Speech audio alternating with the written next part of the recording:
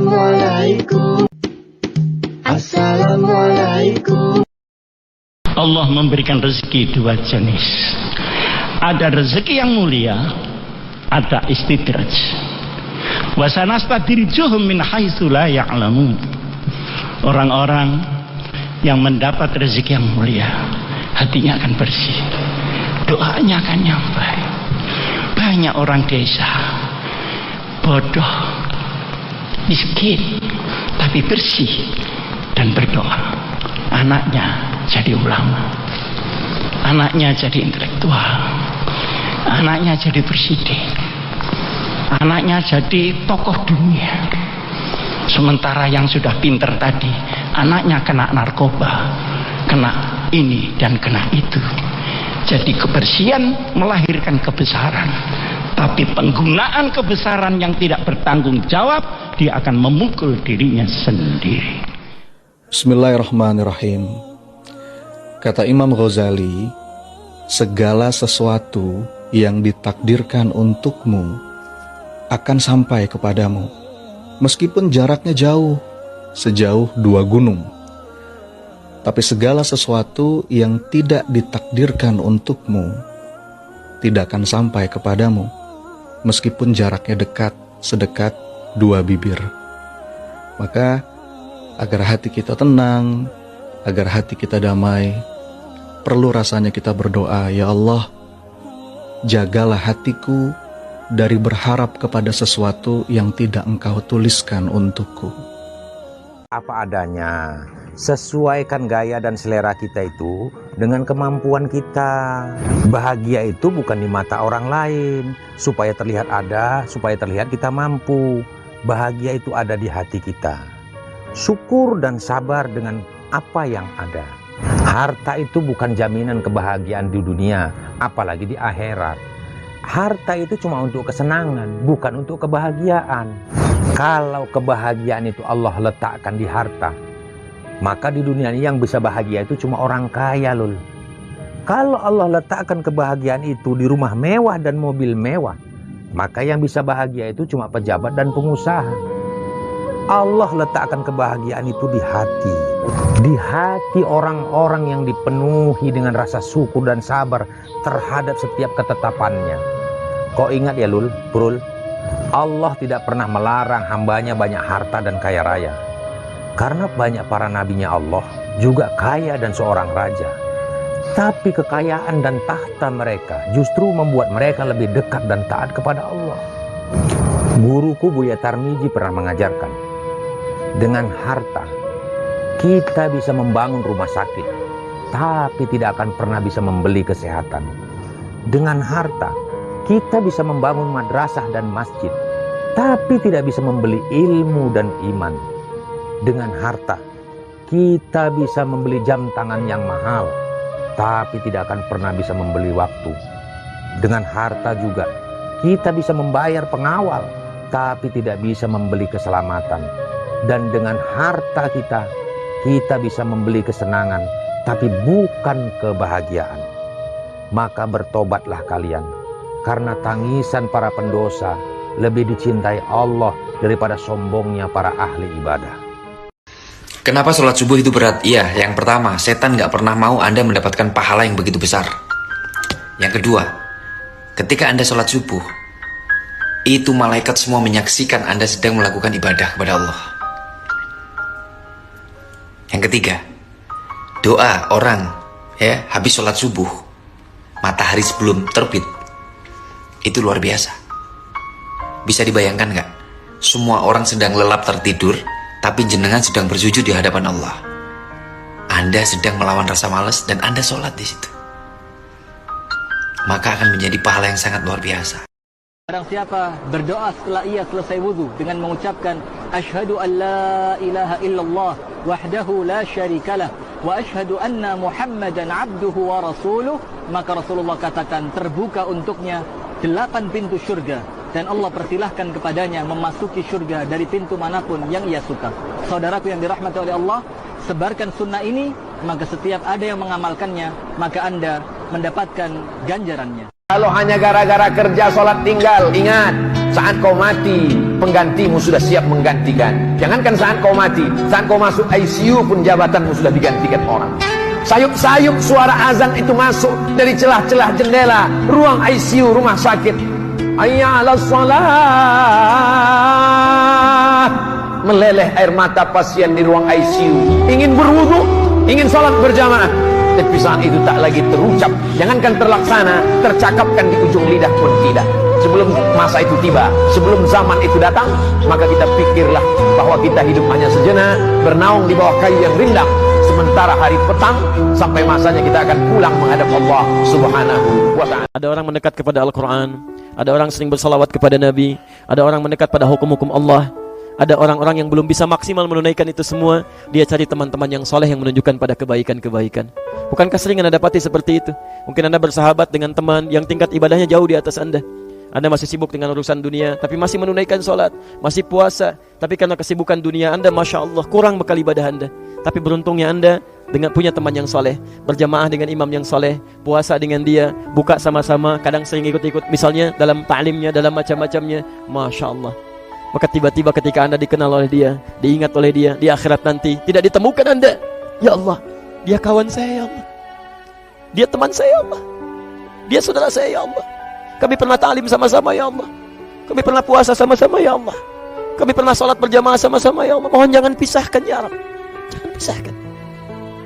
Pertanyaan, sudahkah Anda punya teman seperti itu yang bisa menolong dalam kebaikan? Kalau belum temukan, cepat cari mumpung masih hidup.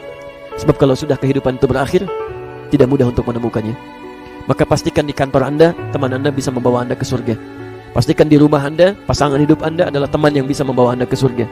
Pastikan di tempat kehidupan Anda, siapapun tetangga Anda, kerabat Anda, teman-teman sekolah anak Anda adalah teman yang bisa mengingatkan dan membantu Anda untuk mencari Anda bisa masuk ke dalam surga. Dan saya mohon pada Anda semuanya, tolong ingat ini ya, baik-baik. Kalau nanti di akhirat Anda tidak temukan saya di surga, tolong ingatkan kepada Allah, saya pernah ada di sini, saya pernah ada di sini. Tolong ingatkan. Kalau antum di akhirat tidak temukan saya di surga, tolong ingatkan. Ya Allah, mohon ya Allah, Adi Hidayat pernah mengajar saya dan mengingatkan saya di sini. Ya. Subhanakallahumma wa bihamdika asyhadu an la ilaha illa anta astaghfiruka wa atubu ilaik. Wa akhiru da'wana alhamdulillahi rabbil alamin. Assalamualaikum warahmatullahi wabarakatuh.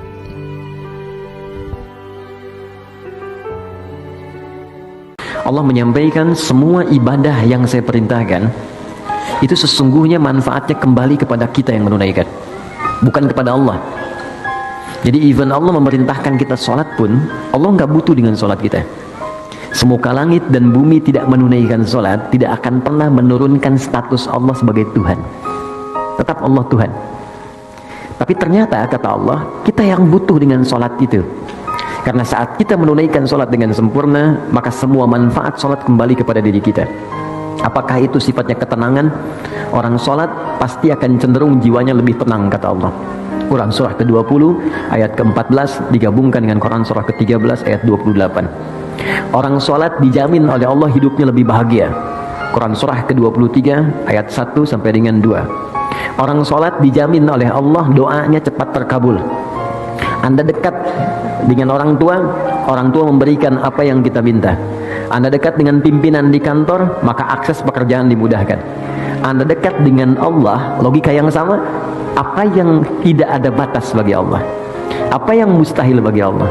Maka orang yang sholat, apapun yang dia minta, sepanjang benar sholatnya, maka Allah akan cepat mengabulkan apa yang dia minta. Itu ada di Quran surah ketiga ayat 38 sampai 39. Bahkan nanti ada orang yang sering menyebut Allah dan dia sering disebut Allah.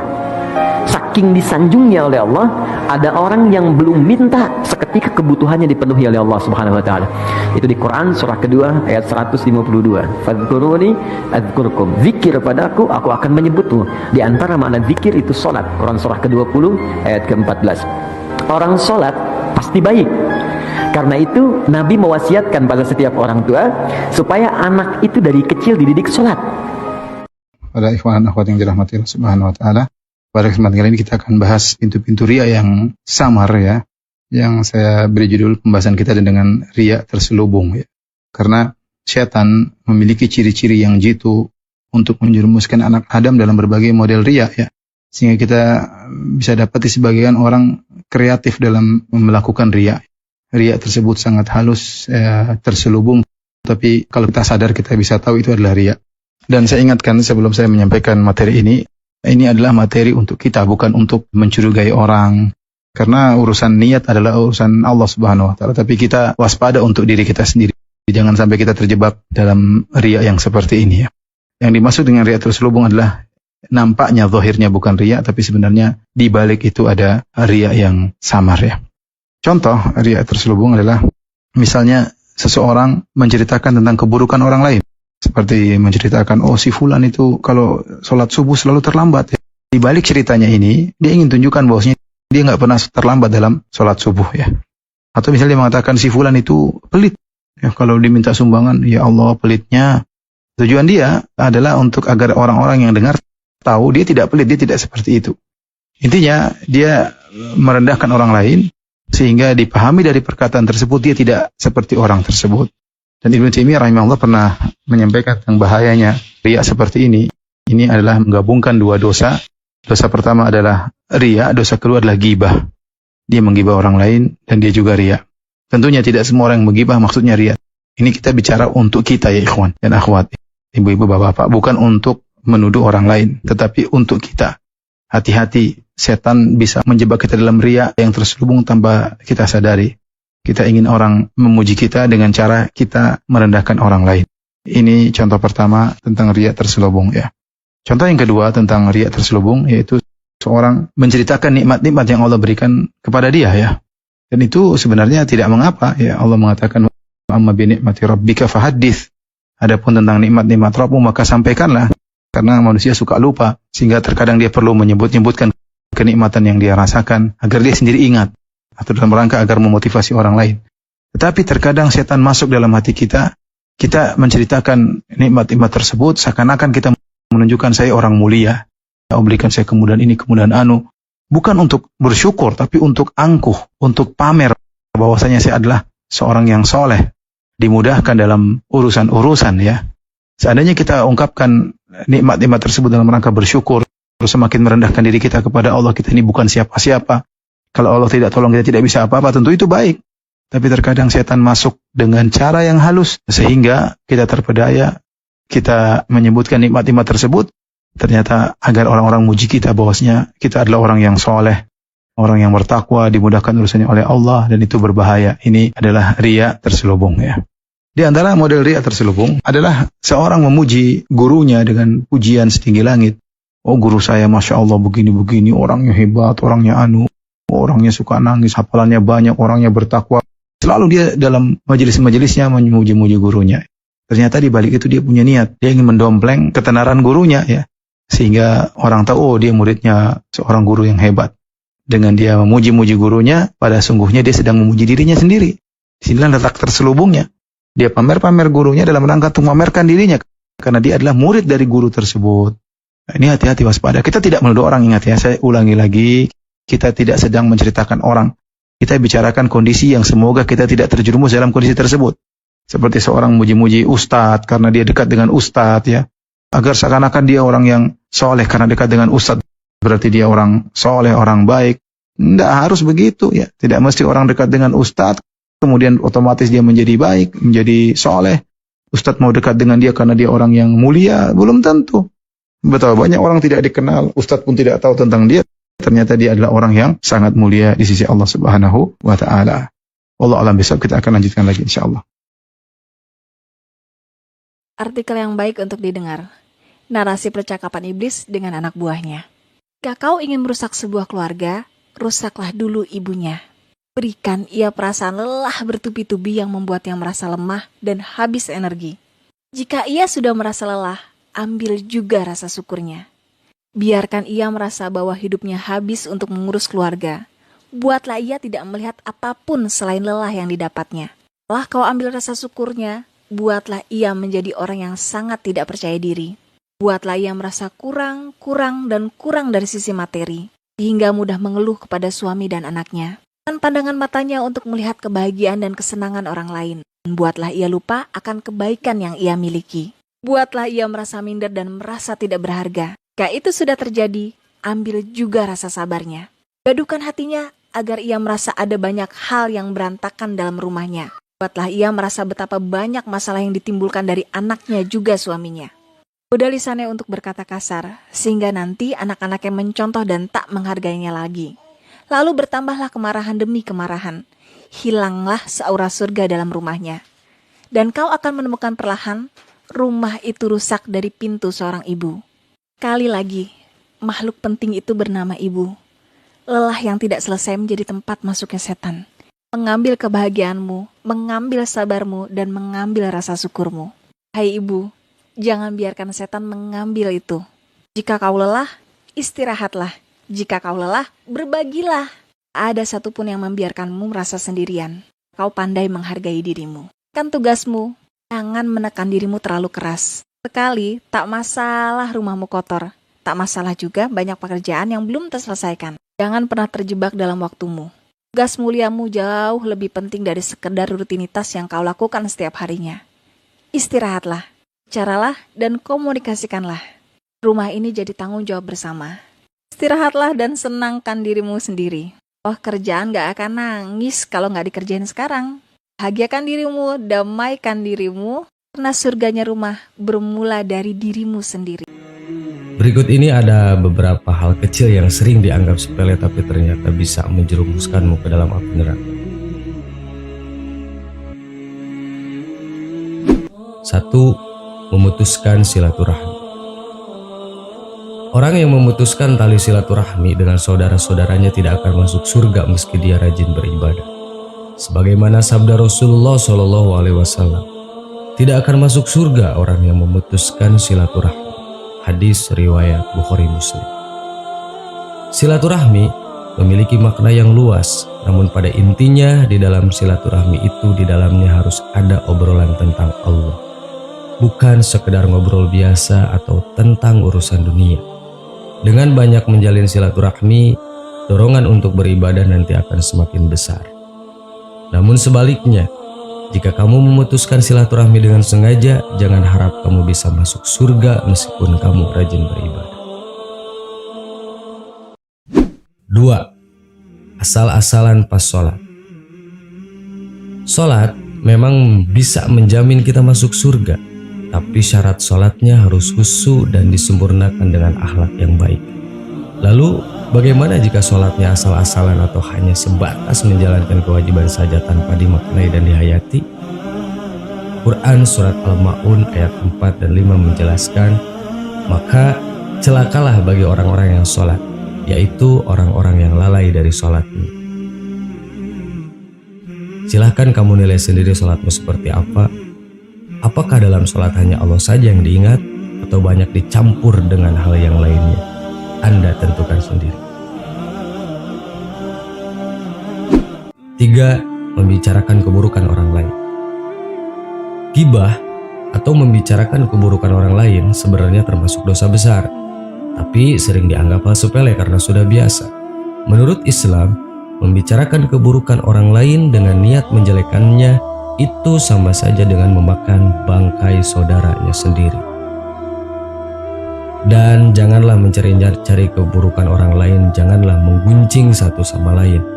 Adakah seorang di antara kamu yang suka memakan daging saudaranya yang sudah mati? Maka tentulah kamu merasa jijik kepadanya. Dan bertakwalah kepada Allah, sesungguhnya Allah Maha Penerima Taubat lagi Maha Penyayang. Quran Surat Al-Hujurat ayat 12. Jadi stop ya untuk ngegosip. Kalau mau bicarakan saja, bicarakan kebaikannya agar jadi contoh dan motivasi. 4. Memamerkan aurat. Seiring berjalannya waktu, memamerkan aurat sepertinya sudah semakin lumrah, terutama di golongan perempuan. Contohnya saja tidak memakai hijab ketika berpergian keluar rumah.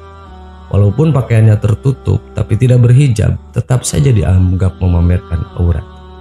Apakah kamu mau semua amal ibadahmu luntur karena kamu tidak menjaga aurat? 5. suka menilai keburukan orang lain. Jika di sekitarmu ada orang yang memiliki perilaku buruk dan jarang beribadah, tetap jangan kamu tidak punya hak menilai orang-orang tersebut. Sebab hanya Allah hakim yang seadil-adilnya. Siapa tahu orang yang berperilaku buruk itu berubah menjadi orang yang beriman. Ingat, setiap orang baik punya masa lalu dan setiap orang buruk masih punya masa depan. Meskipun kamu merasa sudah baik, apakah ada jaminan kamu meninggal dalam keadaan husnul khotimah? Tidak ada hak bagimu untuk menilai orang lain. Hanya Allah saja yang punya hak. Demikian 5 hal yang dianggap sepele tapi bisa menjerumuskanmu ke dalam api neraka. Wallahu a'lam. Assalamualaikum warahmatullahi wabarakatuh. Suatu hari, Imam Ahmad bin Hambal, pendiri mazhab Hambaliyah, dikunjungi seorang perempuan yang ingin mengadu. Ya Syekh, saya adalah seorang ibu rumah tangga yang sudah lama ditinggal mati suami. Saya ini sangat miskin, sehingga untuk menghidupi anak-anak saja, saya merajut benang di malam hari. Sementara siang hari saya gunakan untuk mengurus anak-anak dan menyabi sebagai buruh kasar di sela waktu yang ada. Karena saya tak mampu membeli lampu, maka pekerjaan merajut itu saya lakukan apabila sedang terang bulan. Imam Ahmad menyimak dengan serius penuturan si ibu tadi. Perasaannya miris mendengar ceritanya yang memprihatinkan. Imam Ahmad adalah seorang ulama besar yang kaya raya dan dermawan. Sebenarnya hatinya telah tergerak untuk memberi sedekah kepada perempuan itu. Namun ia urungkan dahulu karena menunggu perempuan itu melanjutkan pengaduannya. Nah, pada suatu hari, ada rombongan pejabat negara berkemah di depan rumah saya. Mereka menyalakan lampu yang jumlahnya amat banyak, sehingga sinarnya begitu terang benderang. Tanpa sepengetahuan mereka, saya segera merajut benang dengan memanfaatkan cahaya lampu-lampu itu. Perempuan itu kembali menjelaskan. Tetapi setelah selesai saya sulam, saya bimbang ya Syekh. Apakah hasilnya halal atau haram kalau saya jual? Bolehkah saya makan dari hasil penjualan itu? Sebab saya melakukan pekerjaan itu dengan diterangi lampu yang minyaknya dibeli dengan uang negara. Dan tentu saja itu tidak lain adalah uang rakyat. Imam Ahmad terpesona dengan kemuliaan jiwa perempuan itu. Ia begitu jujur di tengah masyarakat yang begitu bobrok akhlaknya dan hanya memikirkan kesenangan sendiri tanpa peduli halal haram lagi. Padahal jelas wanita ini begitu miskin dan papa. Maka dengan penuh rasa ingin tahu, Imam Ahmad bertanya, "Ibu, sebenarnya engkau ini siapa?" Perempuan itu mengaku dengan suara serak karena penderitaannya yang berkepanjangan. Saya ini adik perempuan Bashar Al-Hafi ya Syekh. Imam Ahmad makin terkejut. Bashar Al-Hafi adalah gubernur yang terkenal sangat adil dan dihormati rakyatnya semasa hidupnya. Rupanya jabatannya yang tinggi tidak disalahgunakannya untuk kepentingan keluarga dan kerabatnya. Sampai-sampai adik kandungnya pun hidup dalam keadaan miskin. Dengan menghela nafas berat, Imam Ahmad berkata, "Pada masa kini ketika orang-orang sibuk memupuk kekayaan dengan berbagai cara, bahkan dengan cara menggerogoti uang negara dan menipu serta membebani rakyat yang sudah miskin, ternyata masih ada perempuan terhormat seperti engkau, Ibu. Sungguh, selai rambutmu yang terurai dari sela-sela jilbabmu jauh lebih mulia dibandingkan dengan berlapis-lapis surban yang kupakai dan berlembar-lembar jubah yang dikenakan para ulama. Subhanallah, sungguh mulianya engkau. Hasil rajutan ini engkau haramkan? Padahal bagi kami itu tidak apa-apa, sebab yang kau lakukan itu tidak merugikan keuangan negara. Ibu, izinkan aku memberikan penghormatan untukmu. Silahkan engkau meminta apa saja dariku, bahkan sebagian besar hartaku. Niscaya akan kuberikan kepada perempuan semulia engkau."